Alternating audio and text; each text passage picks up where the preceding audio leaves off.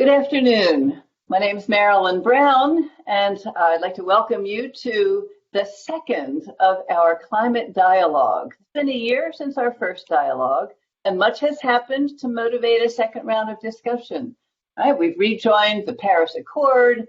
We got a lot of solar and wind expanding rapidly across the U.S. We have President Biden proposing an infrastructure bill and preparing our highways and bridges against the ravages of a changing climate, because the climate really is indeed changing. So today's 2021 climate dialogue is part of a global initiative led by Eben Goodstein at Bard College. There are more than 100 institutions, universities participating from all 50 US states and from more than 40 countries. So you are taking part in a very big global event focused on combating the impacts of climate change. The Georgia Dialogue is hosted by Georgia Tech's Climate and Energy Policy Laboratory, and it is supported and sponsored by Drawdown Georgia, the Ray C. Anderson Foundation, and the Brooke Byers Institute for Sustainable Systems. So today, we're going to focus our discussion on promoting a green recovery and a just transition in the state of Georgia. We're also going to talk about 5 specific solutions that are ready for prime time in this state, and that will be our focus in the breakout room discussions that come at the end of our presentations at the beginning here. And those discussions will cover solar, EVs, electric vehicles, retrofitting buildings, land sinks, reduced food waste, more trees, and beyond carbon issues like the environment, public health, equity, and jobs. So without further ado, I am pleased to begin our event this year with some welcoming remarks from John Lanier, the Executive Director of the Ray C. Anderson Foundation. John. Thank you, Marilyn. It's such a privilege for me to be a part of this, to have Drawdown Georgia be associated with this event and a part of this broader conversation, this global conversation. I think what we are all collectively doing here in Georgia shows real innovative leadership, and a part of that is this movement, this network that we're building that is Drawdown Georgia.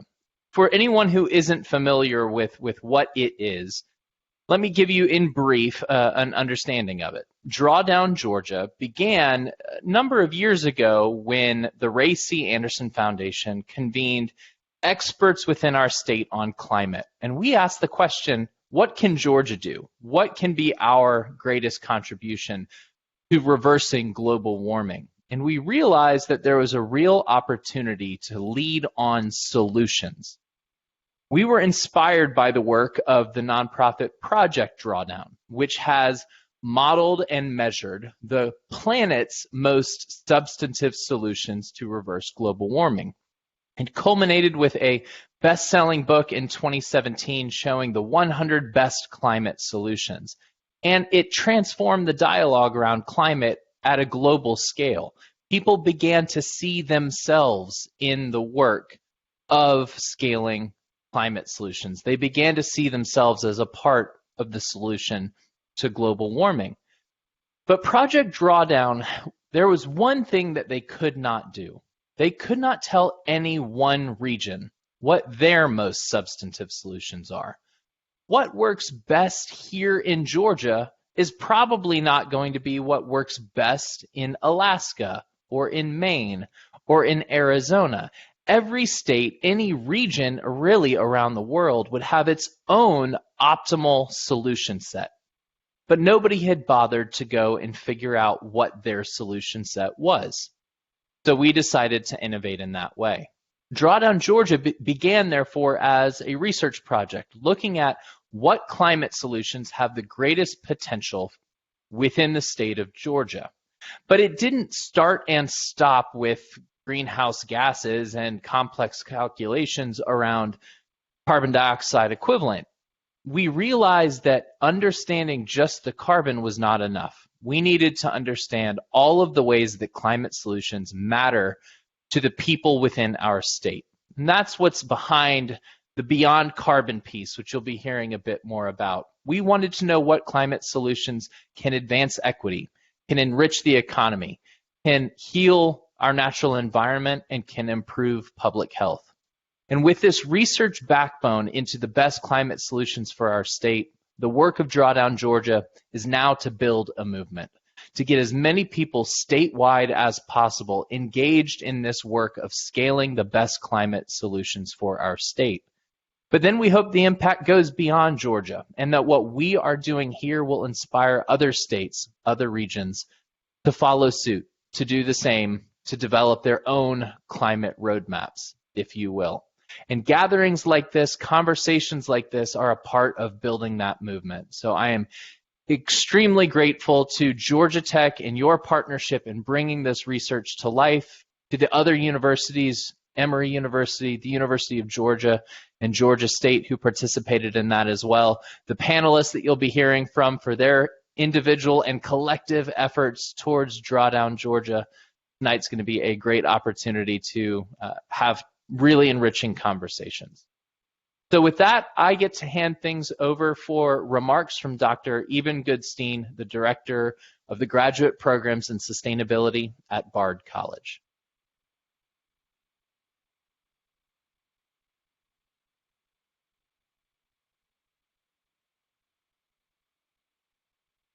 Welcome to the Solve Climate Global Dialogues. You're participating in one of 125 events held across the planet, including in almost all 50 U.S. states, part of a global project called Solve Climate by 2030. My name is Eben Goodstein, and I'm an economist and director of the Graduate Programs in Sustainability at Bard College in New York, the lead organizer for Solve Climate. This last year has been difficult for everyone. As the world looks forward to recovery from COVID, we are focusing tonight on the most important question facing humanity. What can we do in this year in our regions to help solve climate change while supporting struggling communities that have faced widespread loss of life, economic disaster, and joblessness? Worldwide, from Australia to Kyrgyzstan, from Colombia to Malaysia, and from South Carolina to South Africa, Solve Climate audiences are hearing from local experts and young leaders about concrete steps that can really help nations solve climate change while creating much-needed jobs and incomes for everybody. The year 2020 was one of the 2 hottest years in human history, bringing with it massive forest and grassland fires, record-breaking storms and hurricanes, and relentless rising seas. Solving climate is the challenge which the human species must now face. There's hope for the future. Solutions have continued to advance. This year, China committed to building a carbon-neutral economy, while the U.S. rejoined the Paris Agreement. Solar, wind, and battery prices continue to fall, while major car companies have been rushing to electrify the global fleet. Worldwide, movements for Black Lives Matter and Me Too are leading in bringing much delayed and urgently needed justice to the world. Time is short. We have until 2030, 10 years to solve climate.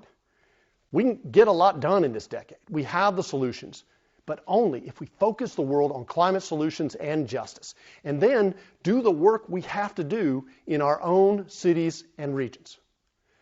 For students listening, you are the leaders. Without you, the future we envision will not come. I'm asking tonight for your help. We're going to discover powerful ideas for climate solutions and climate justice and how you can be a part of the solution. But this message must reach beyond those of us who are listening right now. Would you ask all your teachers this week in every subject to make climate a class? The teacher can assign tonight's webinar's homework for the students and then afterwards have a one-class period discussion. And we mean every subject, from art to engineering, psychology to business, dance to chemistry. Teachers don't need to be a climate expert to lead a discussion about climate change. The Solve Climate project has easy-to-use teacher's guides in nearly every subject and in 3 languages to help teachers make climate relevant to their class. It only takes courage. Don't take no for an answer. Ask them, why not? This is your future. You'll be surprised how many teachers will say yes and thank you. Imagine you, thousands of leaders like you around the world asking their teachers once every school term to make climate a class. That means every term going forward, hundreds of thousands, millions of students worldwide in their classes talking about climate solutions. COVID has shown how fragile our global economy and society are to extreme events. It's also shown that vulnerable people are facing the hardest, most damaging impacts. This is also true with climate change. Science has made it clear that unchecked, global warming will mean an unending onslaught of extreme events, causing untold suffering for humanity and all creatures, species driven to extinction, a planet of environmental refugees. And yet, in many ways, this is the most exciting time to ever be alive as a human. We have the tools and networks and technologies to rewire the world with clean energy, reimagine the global food system, reinvent transportation, and regenerate forests and grasslands, and be well on our way to solving climate by 2030. Tonight, we will learn how to do this in our own cities, our own towns, our own regions. Thank you for the work you will do to promote climate solutions and a just world.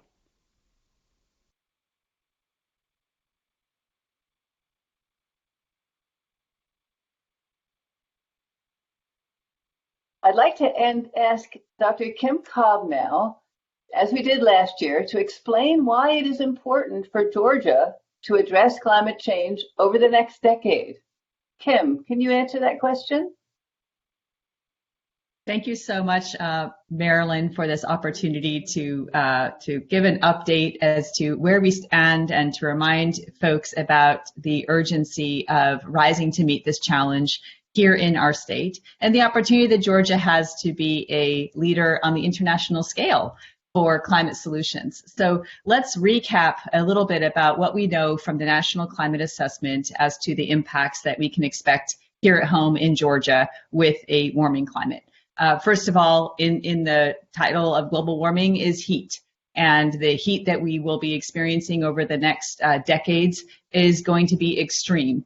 And this heat has any number of impacts on our lives and livelihoods. First of all, I'll flag the impact of extreme heat on human health. And of course, this is the leading cause of weather-related death in the United States, extreme heat. And it's particularly in Atlanta, where urban temperatures in the city like Atlanta can reach 15 degrees higher than the non-urban areas outside. So this is really something that's going to continue to threaten the most vulnerable communities and residents in Atlanta. But of course, the entire Southeast is already quite a hot place. So right now we have on average 20 days that tip into the triple digits for heat index, a combination of temperature and humidity. And by 2050, that is expected to experience a fourfold increase, bringing those extreme temperatures to many more people's threat levels and, of course, damages that we'll have to hopefully get in front of and mitigate. Heat also brings a shift in the climatological zones for mosquitoes and ticks that can bring diseases. We're already seeing some of that creep into the southern states as we see these outbreaks related to Zika, for example, heat-related impacts. Heat also has dramatic implications for drought. Because the soil moisture decreases with increasing ground temperature, and that kind of desiccation can lead to more extreme and persistent droughts.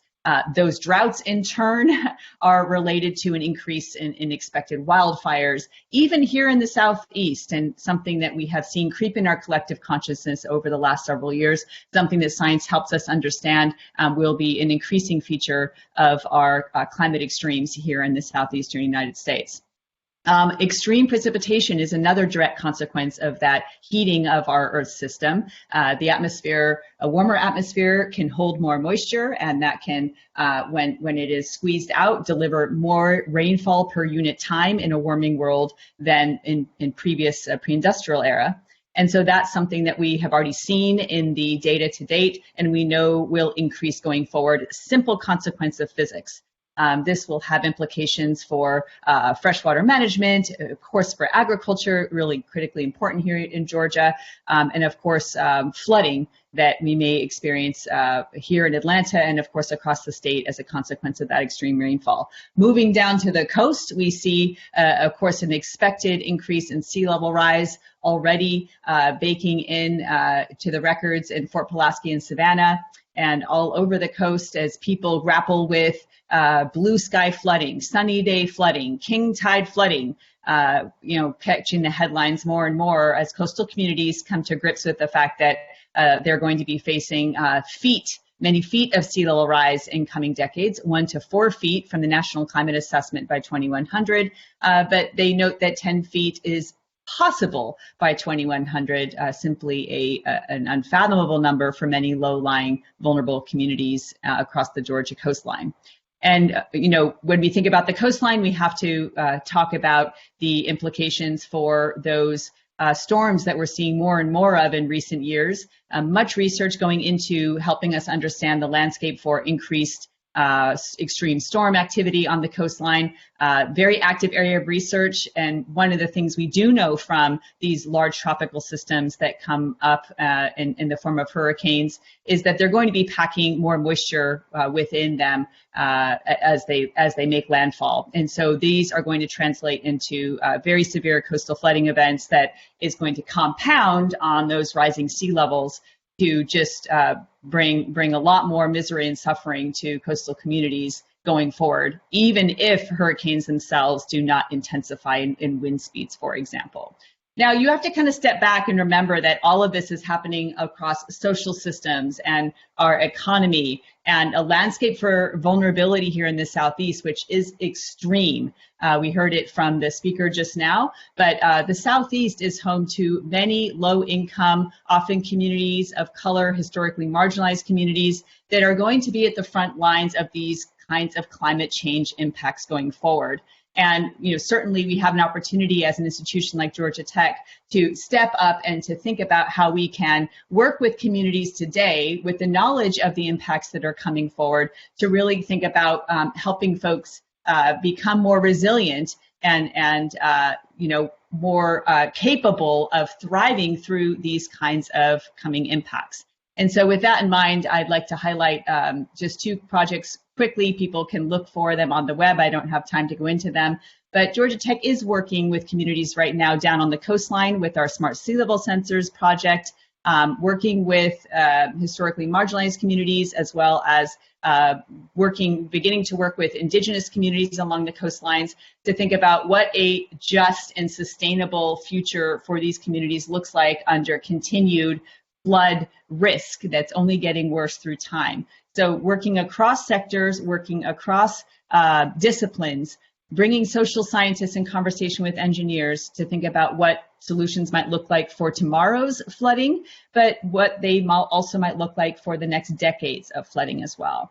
Closer to home here in Atlanta, a new partnership called Urban Heat ATL works with the West Atlanta Watershed Alliance, Partnership for Southern Equity, Spelman College, and the City of Atlanta to think about how we could get in front of these extreme heat events, which have already left a lasting toll on communities over the last decades. We know that's getting worse going forward. Working with students to help map these heat extremes, deliver that data to the city, and think about what kinds of policies will help us go forward. I wanted to flag that in these cases, we're talking about resilient communities, but the kinds of changes that are going to happen may also help mitigate climate change, the emissions that are causing climate change, reduce those greenhouse gas emissions. The one thing to highlight is the Drawdown Georgia solution around housing. Retrofitting housing to be more efficient and energy efficient will, of course, reduce the need for energy and related greenhouse gas emissions, but it's also going to advance equity. It's going to advance resilience. It's going to advance public health for the most vulnerable communities around us. Down on the coastline, the story is very much the same.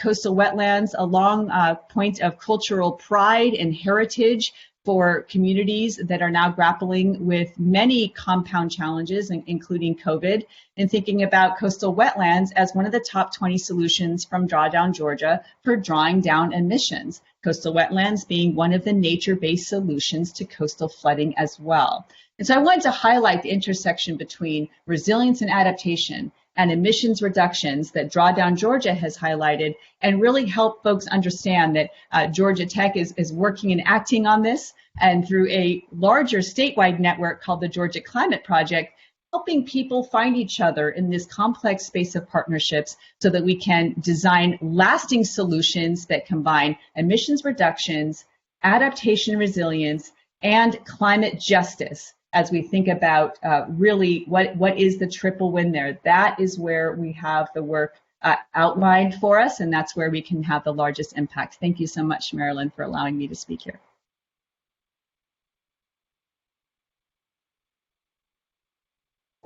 Tim Echols is our next presenter. Tim is a commissioner at the Georgia Public Service Commission, been very active in these areas of clean energy and addressing climate issues.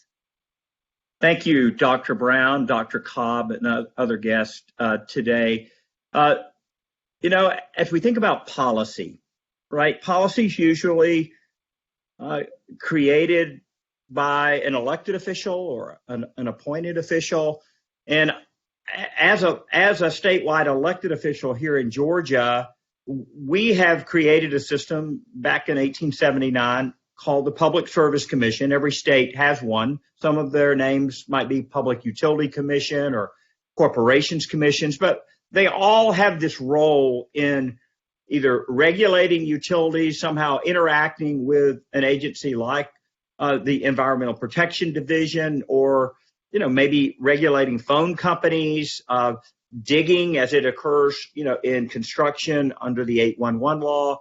So I've been in this role for about 11 years.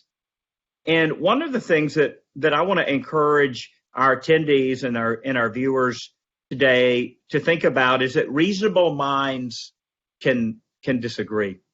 And as a Republican, I'm an evangelical. I have 7 children. I'm pro-life. I attend church every Sunday. I'm that person that you go, oh, wow, I've never met one of those people before. But not only am I that person, but I'm a statewide official that's responsible for regulating energy. And it's important, as I've told my solar friends and my left-leaning friends, look, you need to learn to speak Republican. Even if you're not a Republican, you need to learn that foreign language, because the things that might motivate you, the language that you might use might in fact be offensive to me or other officials, and you may need to say it another way. And you might be sitting there going, well, why should I change, the way that I talk? Well, the reason you want to change the way you talk is that you want to be effective, right? You want to be able to move your agenda, your belief, your worldview forward. So take something like the drawdowngeorgia.org website, drawdownga.org. There's a great CRV, a tool there that has 20 inputs that would input an impact on CO2 emissions. And some of them you may think about all the time. A couple of them I'm kind of in charge of, like up on the electricity side, there's 5 inputs. So you've got landfill methane, large-scale solar, rooftop solar. Well, I, along with my colleagues, I set the policy for that. Now, in states like Florida, North Carolina, California, the governor appoints these people, and pretty much the governor's agenda carries all the way through those appointments. That's often how appointments work. But when you have constitutional officers that can't be fired by the governor, right, that it can only be fired by the 11 million people in the state, then you've got a different kind of an animal there. And it's to your benefit to learn to interact with officials of all political stripes, not only to interact with them, but to have their cell phone number in your phone, to take them to lunch, to engage them in conversation, to go to the ball game with them, to go to conferences with them, to build relationships with them. Why? Well, because so that your opinion might carry special weight. There are folks that come to the commission that don't necessarily agree with that. There are people that come to our commission that think, I have an opinion, you should listen to me, we should do this by consensus leadership, and that might work in a Florida or a North Carolina. It doesn't necessarily work in our state because I've been duly elected to do this job. And so I listen to everyone. I love to have relationships with people. I love to get their input. But at the end of the day, I'm going to do what I think best. I'm not necessarily going to take a little bit of what everybody says and add it in and sprinkle it in and come up with a policy. That's not how it works in a state where you're elected. And at the end of the day, if the voters feel like, I don't like the way he's doing it, they're going to send me home and I won't be there anymore. But there's lots of things that you can do that might be different than you think. And I encourage you to take a look at the drawdowngA.org website and look at the viewer and look at the 20 categories. And some of these things might surprise you. Yeah, you might be thinking, oh, electric vehicles, is that there? Yeah, that's there. I'm on my 5th electric vehicle. Solar, is it there? Yeah, I put solar thermal on my house. But what about forest stewardship? Were you thinking about that? Were you thinking about wetlands, as Dr. Cobb mentioned? What about composting? Have you ever tried composting? Do you know anyone that's composted? What about refrigerant management? I guarantee you haven't thought about refrigerant management, retrofitting. So there's lots of things that you can take a look at and go, wow, okay, that brings a little bit of change. That one, and I mean, clearly the largest input is utility scale solar.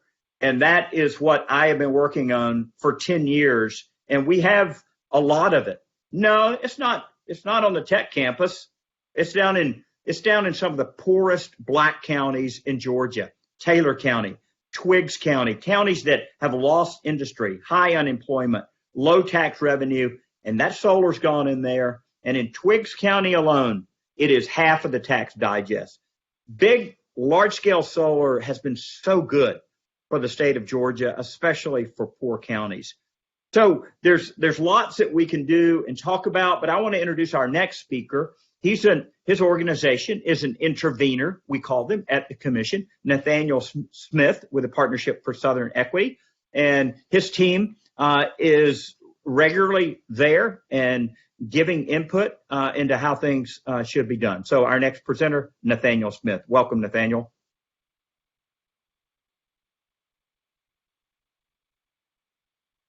Thank you, Tim. And I'm just going to wait for me to have an opportunity to come up.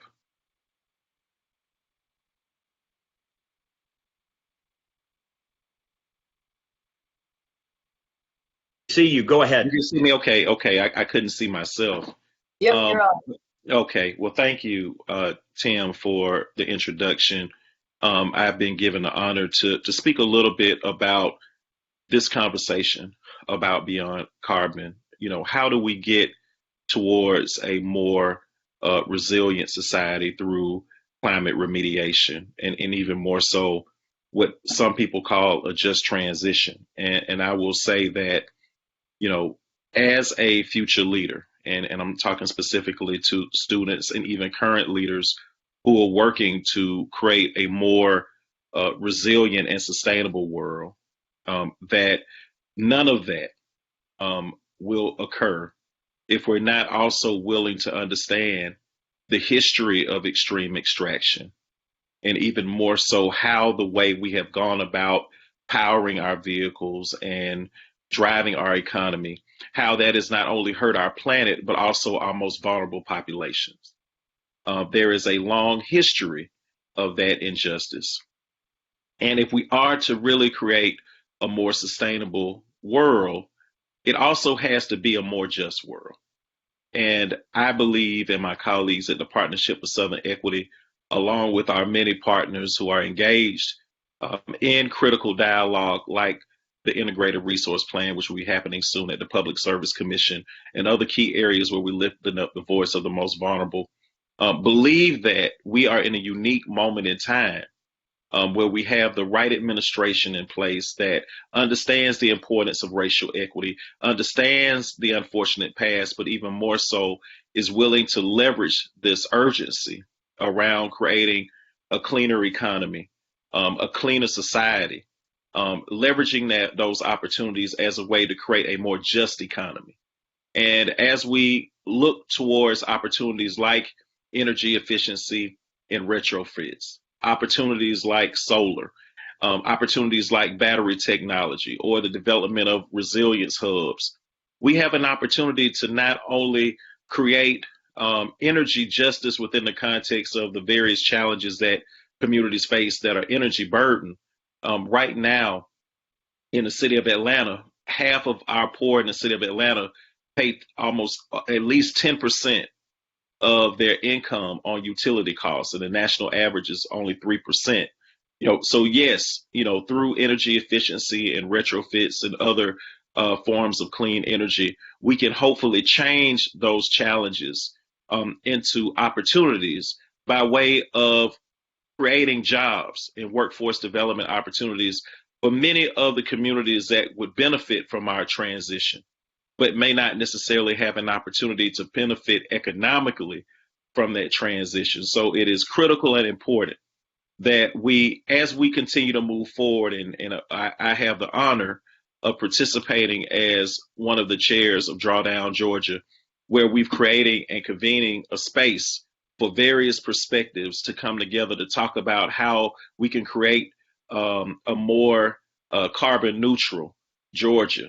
But at the same time, the leadership understands that is not enough, that creating a carbon neutral Georgia is not enough. It's also about how can we leverage this urgency around realizing a more carbon neutral Georgia. How can we leverage that as an opportunity to create a more just Georgia as well? And opportunities like the Biden administration's Just 40 initiative, where there's a commitment to setting aside 40% of contracting opportunities for energy, transportation, water, remediation of waste, to go towards communities of color and business owners of color and women, is a great start on the federal level. But on the local level, we also must work to ensure that equity is at the center of our climate and energy policies. And the most critical way that you can accomplish that is by working to ensure that the voices of our most vulnerable have a chance to be heard and participate in the conversation. I believe, as well as our colleagues who are engaged in this work, we believe that the people that are closest to the problem are actually closest to the solution as well. We also believe that our elected officials work for us. And so we have to do what we can to ensure that the voices of all of the elected officials' constituents are heard, and not just the voices of the powerful.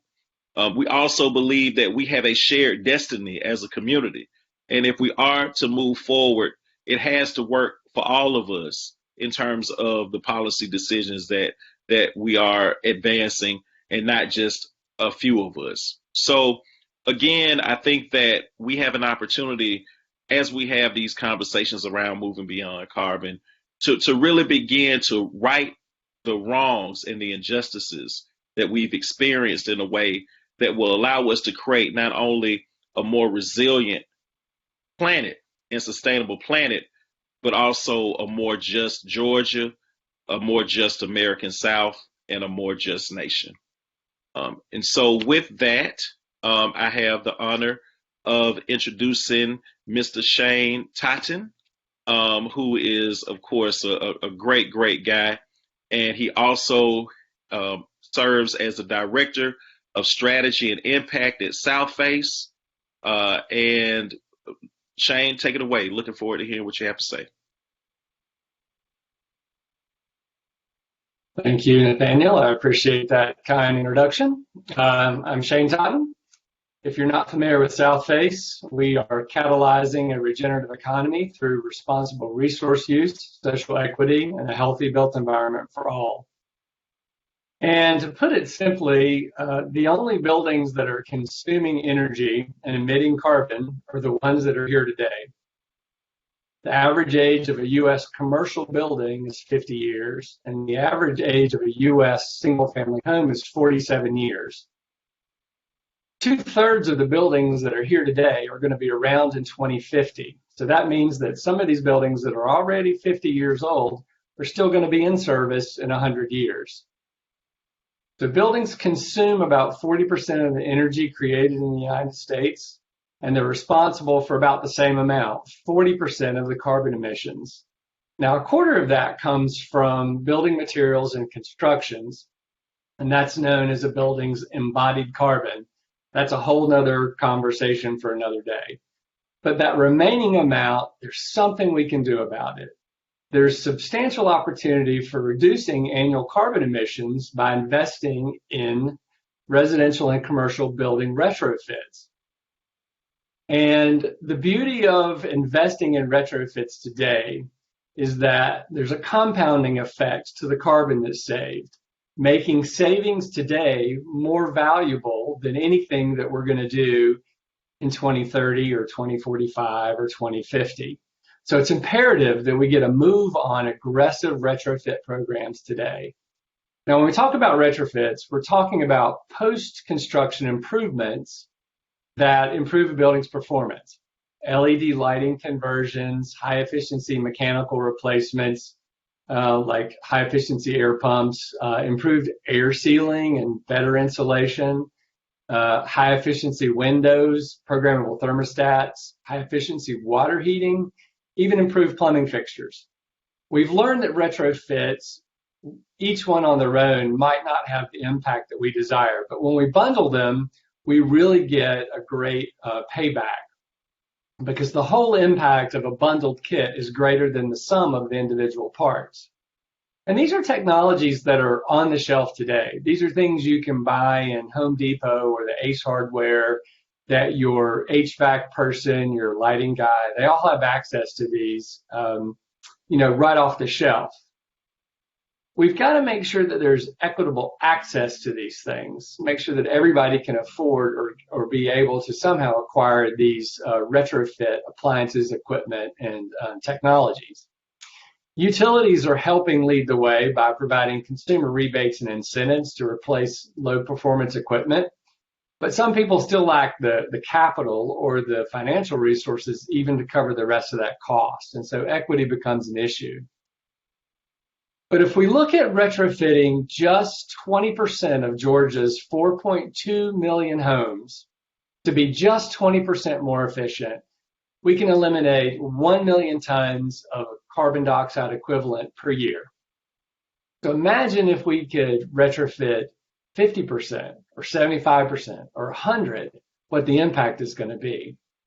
And remember, there's a compounding effect. So the sooner we do this, the better off we are on the back end. That demand is going to create new opportunities for clean energy jobs, multiple sectors. Pretty exciting in terms of workforce development and the potential for folks to have a piece of the new economy, the green economy. At Southface, we have retrofit programs for commercial buildings and for residential buildings. And typically we can see at least 20% improvement in commercial buildings with some of this off-the-shelf, easy to do stuff like programmable thermostats. We see home renovations at 50% improvement, sometimes as high as 95%, depending on what the building was like before we got a hold of it. At Southface, we consider the impact of retrofits on the built environment, but also the natural environment and what we call the social environment or the human fabric. Reducing demand reduces the generation of electricity by fossil fuels, and that improves air quality. It also improves ecosystem services, the water we drink, the agriculture from which we eat. Where you save electricity, you save water, and vice versa. That's really important as we enter periods of prolonged drought. We have water wars with Florida and Alabama that still haven't been resolved. Improving efficiency reduces the energy burden. As Nathaniel just explained, some families face double-digit energy burdens. We're currently working in some Southeast cities where energy burdens are hitting almost 30%, 10 times what the national average is. And that means that low-income families who have reduced energy burdens can spend their resources on education, access to transportation, medication, healthcare, other quality of life issues. Atlanta Housing Authority notes that the main reason people move out of voucher qualified housing, that's private housing that is subsidized by the housing authority, is because the utility costs in those homes is too high. They can't afford to pay the rent, to pay their bills, put food on the table, and still manage to pay the light bill, the air conditioning bill, etc. Retrofits can really have a deep impact on improving conditions for indoor health and safety. People living and working in retrofit buildings are exposed to fewer triggers of respiratory illnesses like asthma and mold. The retrofits can play a role in creating conditions for housing stability and health equity in addition to drawing down carbon. That's why we've got to get started today. Marilyn, back to you.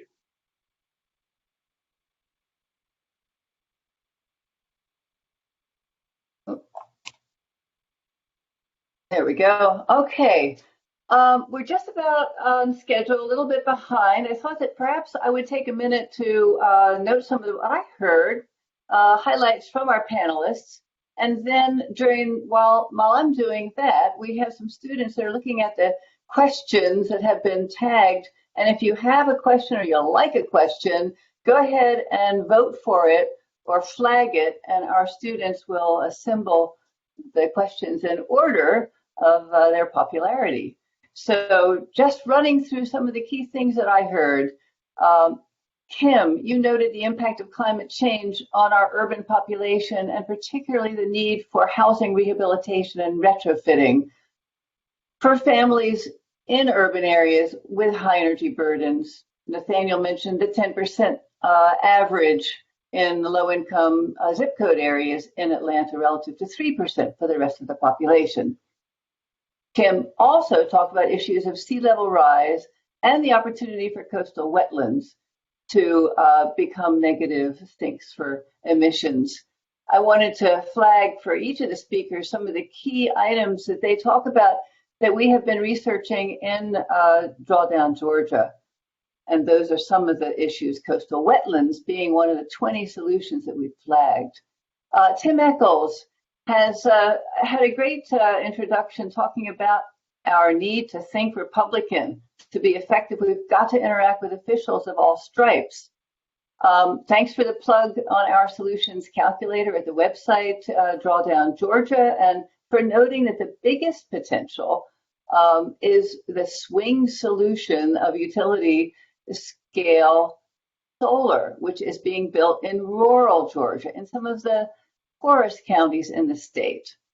Note a theme of all of our speakers on equity and opportunities for the most disadvantaged. Nathaniel Smith, we need a more resilient society through climate remediation. Talked about how people, I hadn't heard this before, but I wrote this down as a quote, people who are closest to the problems are also closest to the solutions. I always get a good quote when I hear Nathaniel speak every time. We have a shared destiny. We need to build back better with equity at the center of our climate and energy policies. James Totten talked about equitable access to retrofit appliances, equipment, and technologies. Rebates are available, tax breaks are available, but not everyone can afford the initial cost of purchasing these appliances, smart appliances, for instance, even with subsidies, and not everyone can take advantage of income tax breaks. Just a great quote from our research on Drawdown Georgia, just 20% of our homes made 20% more efficient would deliver a megaton, a million-ton CO2 reduction in Georgia. Everyone talked about where the new jobs are going to come from, the next generation of jobs, and certainly building retrofits are a major job generator. So with that, I'd like to, rather than turn to the panel to have a sort of back and forth let's turn to the questions. And my students have directed the questions to individual of our speakers. So I'm going to the document now, the Q&A document. And I see that we have one question here from Jonathan Drummond. Georgia Power has recently announced plans to add about 2,000 megawatts of utility scale solar by 2024, which is twice the drawdown of what we call the achievable goal. Will drawdown consider the goal for utility scale solar in light of, oh, let's see now, is that a question for, that may be a question for me since I'm the point of contact for, but let's ask, I want to twist it around and turn this back to Tim Echols. Should we reconsider our goal and expand it given the commitment of Georgia Power to more utility scale solar than we had anticipated? Tim, what do you think? Yeah. First, they haven't made any commitment. They're just doing what I've told them to do or what the commission has told them to do. So, they came to us with a plan. It had far less solar in it in 2019, and we essentially doubled it. And we're adding over that 3-year period from 2019 to 2022 about 2,200 megawatts. Next year, during the Integrated Resource Plan, which is an every 3-year planning period, Nathaniel mentioned it, we will consider more solar. Who knows what Georgia Power will volunteer to do? But my guess is we will make them do more than they want to do. And so it's a very reactive role for me. Georgia Power's proactive. They come forward with a plan, and it's not just a simple one-pager. It's like 20 notebooks, and we debate it. We have hearings. We have witnesses. Every word is recorded by a stenographer. And then in the end, after everybody's had their say, the 5 commissioners have their say, and that becomes the policy. All right. Thank you. While I turn to Shane Totten, Tim, I want you to think about a question that's a little bit more difficult, perhaps, which is all about the learn to speak Republican. Can you give a particular example of 2 different leaning statements that say the same thing? So giving an example of how to do that. But first, let's go to Shane Totten. A question from Charlotte King. Shane, with retrofitting and bringing it to scale for resilient cities and communities, is there an opportunity for apprenticeships, mentoring of women in this sector, including, for instance, solar battery storage as a tool? What do you think? I think absolutely. I think that not only should there be an opportunity, there has to be an opportunity for women, for people of color, for anyone who's seeking to have a livelihood and to thrive in what Southface calls a regenerative economy. And so we've got to make sure that as that solar is coming online that Tim just talked about, that the procurement policies require contractors who are bidding to do the work, that they include apprenticeships of local employees, of local people to participate in the construction of those new solar resources. And so it's up to us to make sure that every time the public demands an advance in clean technologies, that opportunities for people to thrive are included, giving them a chance to learn these trades and these skills so that after all of that solar is in place, we've got people who can take care of it, who can maintain it, who can make sure that it's as efficient as it can be for its useful life. Okay, great answer. A question for Nathaniel Smith. This is from Bob James. He's a volunteer with Citizens Climate Lobby and interested in carbon pricing. So effective carbon pricing that protects the low-income and minority households from price increases. What's the best way for us to let low-income and minority communities become aware of and support effective carbon pricing that protects price gouging and price increases to those disadvantaged communities? I am not sure how Bob is explaining that a carbon price can be waived for disadvantaged communities, but I imagine that there are plans being developed by the Citizens Climate Lobby to do that, and perhaps you're privy to some of those plans, Nathaniel. Well, I think, I've had conversations with the Citizens Climate Lobby before about working to ensure that, carbon pricing does not actually reinforce the inequities that we're trying to undo as it relates to transitioning towards a clean energy future. I think it's very, very important, when I say that the work, it's critical that the work is centered in racial equity in particular. I'm not just saying that because it sounds like the right thing to do, right? We have to do it in order to survive as a human species, right? We have to do it in order to ensure that all people are positioned to roll up their sleeves and to participate, in the emerging economy and be able to stand up side by side and speak out against the culture of extraction and injustices that we are experiencing on many occasions within the context of our clean energy policy making and other aspects of whether it be land use, health, and other areas that we're actively engaged in. And so, there has to be a level of empathy, right, embedded in the work around realizing climate solutions, that it can't just be about lowering carbon without understanding that we have to put policies in place that ensure that our most vulnerable aren't hurt even more, or as we create these new economies, that communities of color and women are locked out, right? Because the systems that have perpetuated the challenges aren't being restructured or changed.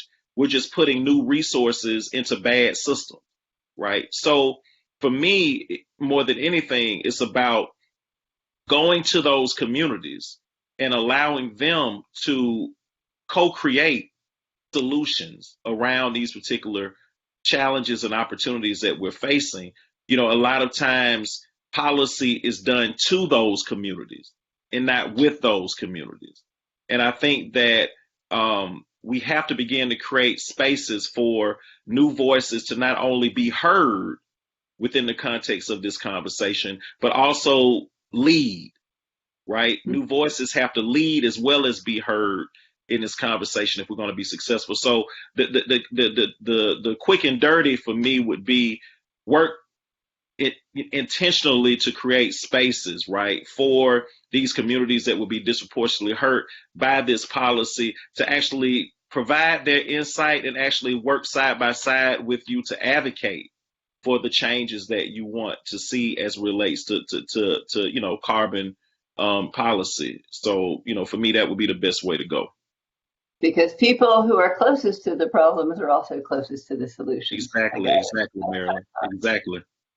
I want to turn to Tim now. You were given a few minutes to think about the question about Republican speak, right? And this was asked by Michael Ard Kelly, who says he's constantly putting his foot in his mouth. He wants a better idea of, how to prevent that.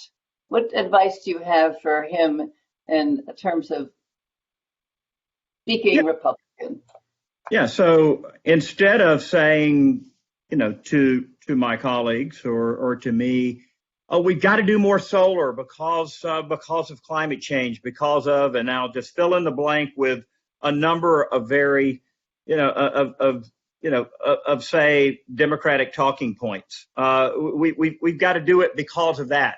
So instead of doing that, come to us and say, clean energy jobs are great for Georgia. They're providing a higher wage. I remember sitting, Dr. Brown, with a crew in Bainbridge, Georgia. I sat down with a group of African American workers who were working on a large solar array.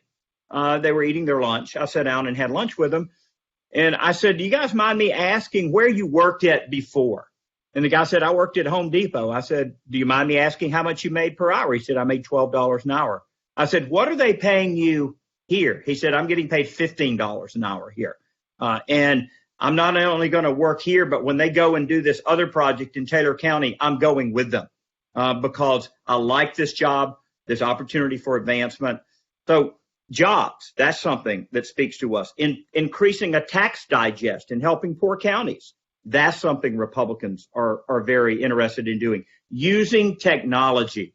Oh, Republicans love technology. So we want to use that technology. We want to make Georgia part of the supply chain. So you speak with more economics, and you don't say the sky's falling. We've got 12 years. Oh no, Jekyll Island's dropping off into the ocean. No, get rid of the extremist stuff and speak more logically, more calm, more economically. Okay, good. We have a couple of questions about electric vehicles and about jobs. And I'd like to tee up the jobs part by first saying that I'm having solar put on my Cape Cod cottage today and tomorrow, yay. And there were 7 white guys out there doing that job for me. I had no influence on who the crew was going to be. I didn't know the Beacon Solar Company. I just was contracting through some government references. So the same with electric vehicles. We have this push to build out our recharging infrastructure. Who are we going to see on those job sites when those 500,000 new recharging stations get built across the country? And how do we make sure that they are representative of the people who most need jobs, qualified people who can be trained? Maybe you'd like to start, Tim, and I'd like to get Kim involved in this too, because I know she's thought a lot about jobs. Our technical colleges are a great resource, and some of the programs are practically free. And certainly we need more electricians, welders, pipe fitters. And I often say that a welder at Plant Vogel makes more than a drama major from the University of Georgia out there serving as a barista.